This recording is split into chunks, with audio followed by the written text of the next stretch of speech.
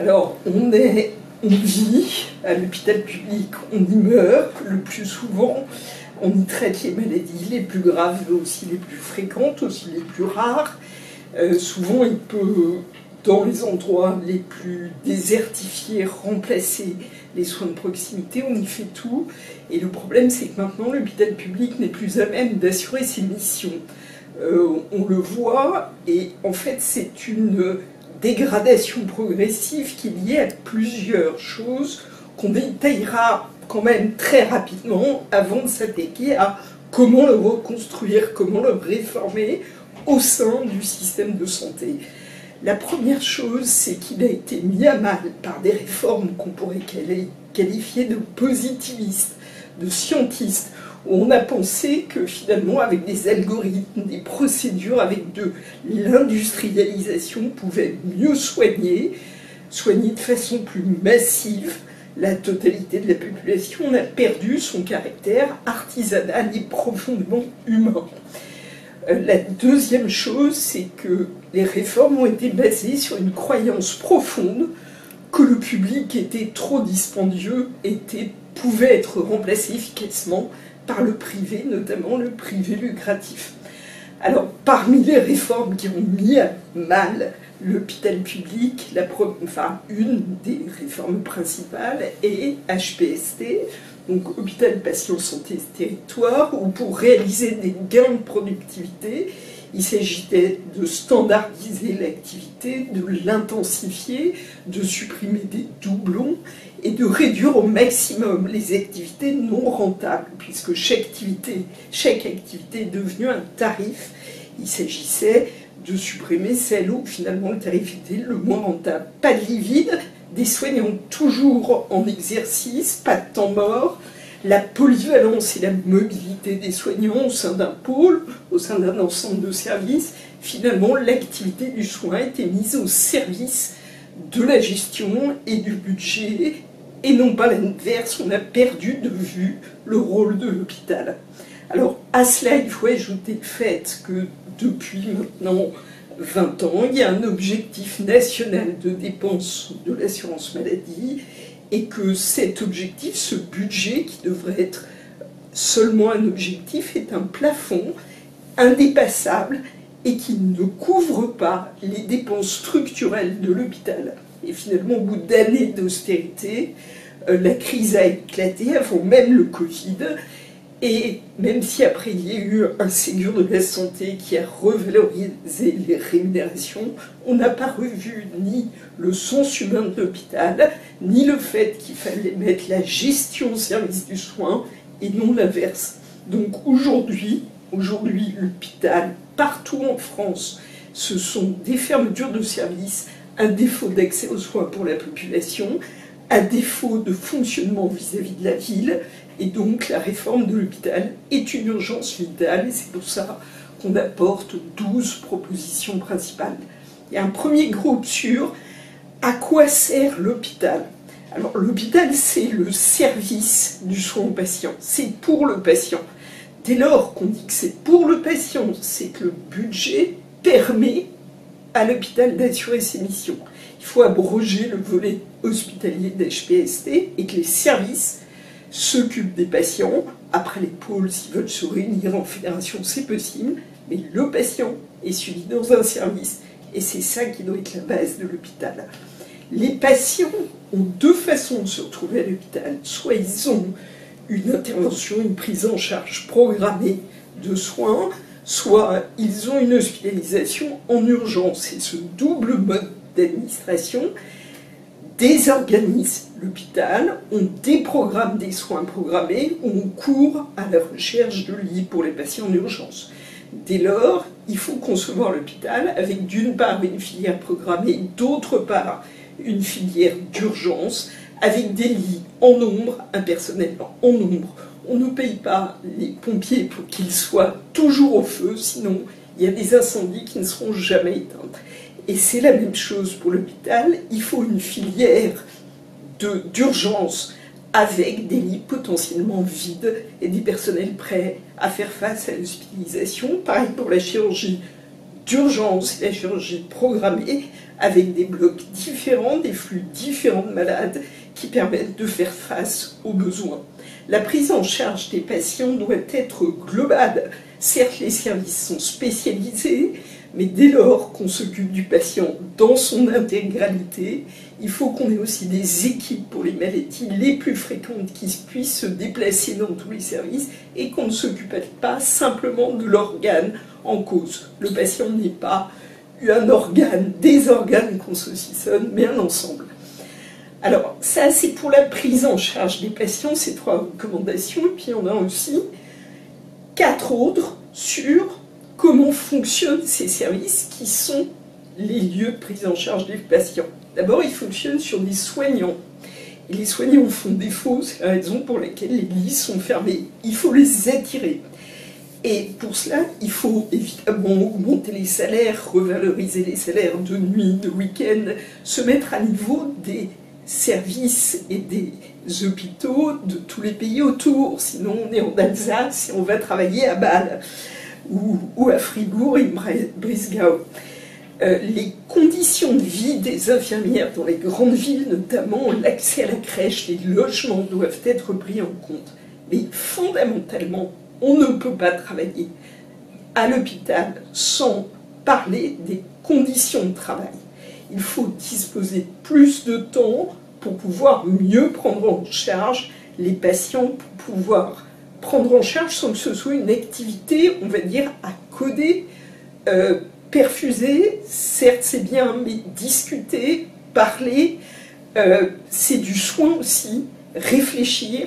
Interagir entre les soignants, c'est fondamental. Donc il faut prendre en compte tout cela, il faut remplacer les personnels qui sont en arrêt de travail, en formation, en congé. On ne fait pas décoller un avion à demi-équipage, on ne doit pas faire tourner un service à demi-effectif de personnel. L'appartenance à un service pour les personnels est cruciale, elle permet de développer les compétences et les affectations d'un service à l'autre en bouche-trou est dangereuse pour les patients, pour la qualité des soins. Les personnels n'ont pas cette compétence. On n'imagine pas un cardiologue faire neurologue. Pourquoi une infirmière devrait changer de service de façon incessante et qu'on lui déplace ses plannings? Pour tout cela, il faut organiser le service avec le chef de service, les cadres de proximité, sans doute. Nous sommes pour qu'un représentant des personnels puisse être associé aux décisions dans chaque unité. La formation des personnels est cruciale. Il faut, dès le début, s'interroger sur la façon dont on recrute dans les IFSI et en cours d'activité professionnelle, poursuivre la formation continue. Le compagnonnage dans les services favorise l'intégration. Pour ça, il faut des équipes stables. Et l'accès aux formations doit permettre au personnel d'évoluer. Et puis, il faut leur reconnaître par la rémunération cette formation.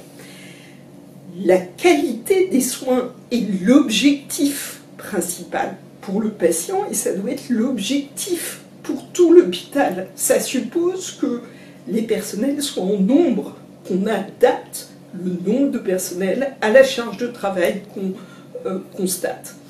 Il faut un nombre maximal de patients par infirmier, définir un ratio de sécurité, un ratio de qualité, et la qualité suppose à nouveau le travail en équipe avec toutes les professions autour de patients. La prise en charge des maladies chroniques notamment suppose aussi la discussion avec des patients ressources qui vont aider pour l'information et qui vont aider à l'évaluation de la qualité de la prise en charge. Et finalement, c'est la reconnaissance par les pairs, aussi par l'amont en ville, et la comparaison aux autres services, aux autres hôpitaux, qui permettent de progresser. Il ne s'agit pas de payer mieux, il s'agit d'avoir cette reconnaissance et que l'État répartisse les moyens, assure la sécurité et exige de chaque hôpital cette qualité. Ça ne doit pas être une qualité à payer en plus, c'est la base du fonctionnement hospitalier. On va rendre public à ce moment-là les indicateurs de qualité qui ne doivent pas être transformés en une usine à gaz et surtout les objectifs d'amélioration. Le problème n'est pas de mettre une mauvaise note, mais de se dire comment on progresse.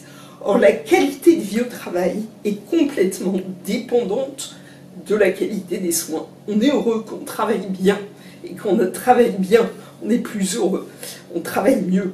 Le principal facteur de motivation des soignants, c'est ce sentiment de travail bien fait, et c'est la reconnaissance des patients, c'est la reconnaissance des pairs, PAIRS, et de la hiérarchie.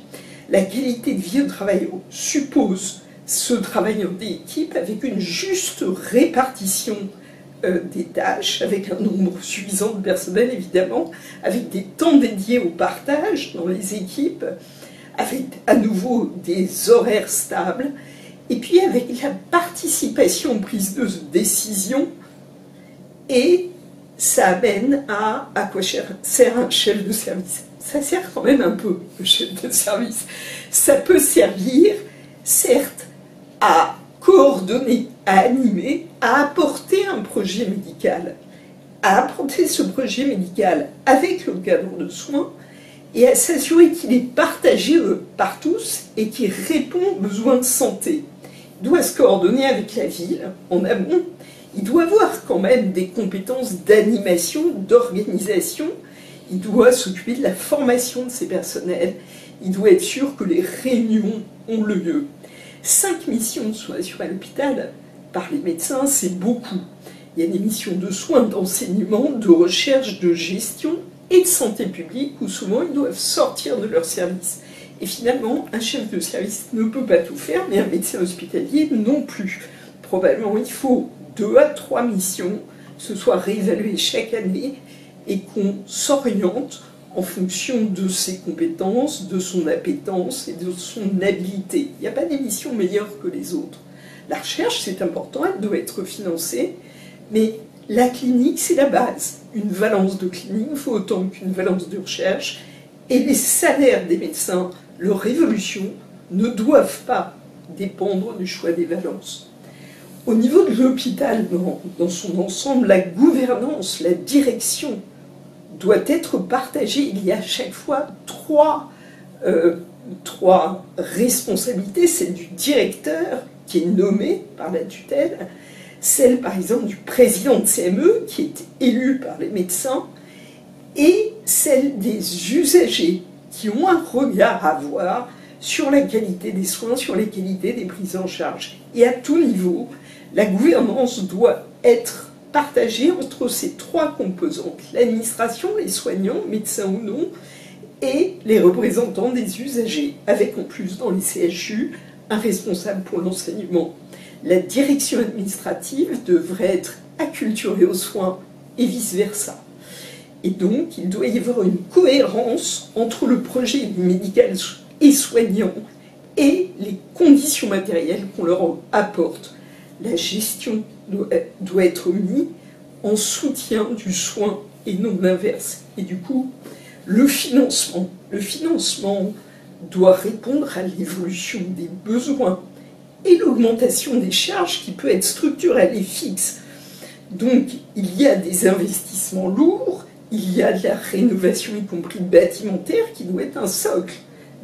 On ne doit pas payer par les appendicectomies le fait d'avoir un bloc opératoire. Un bloc opératoire, s'il a été décidé pour prendre en charge les urgences dans un centre hospitalier, doit être maintenu à niveau par une dotation socle.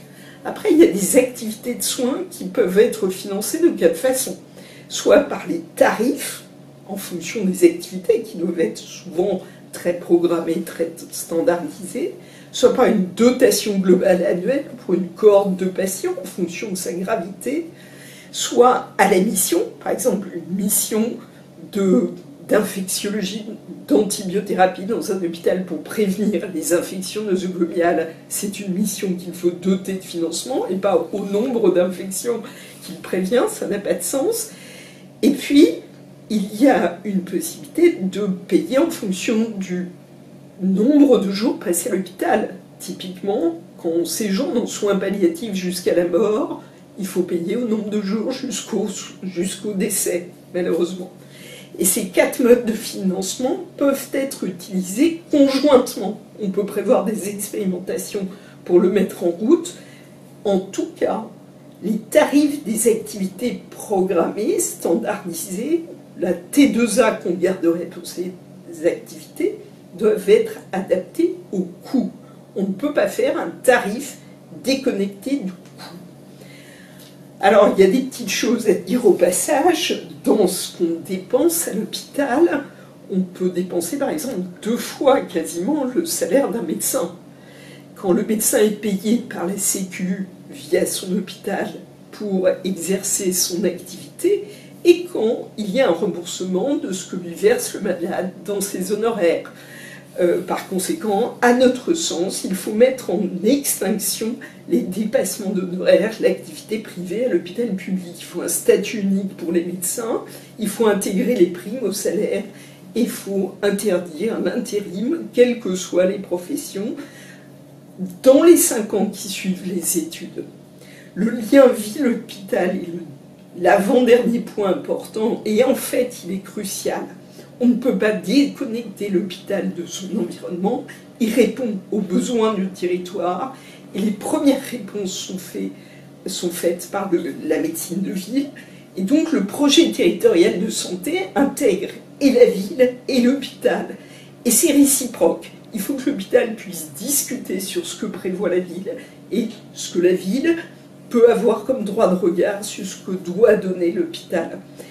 Il faut qu'on puisse avoir des équipes hospitalières qui sortent de l'hôpital et des médecins de ville qui participent à la permanence de soins et aux missions territoriales de santé publique. Dernier point, il est crucial en 2023 et pour les années qui viennent, le système de santé est responsable de 8% des émissions de gaz à effet de serre, et donc l'hôpital doit prendre sa part dans la lutte contre les dérèglements climatiques et pour la sobriété énergétique.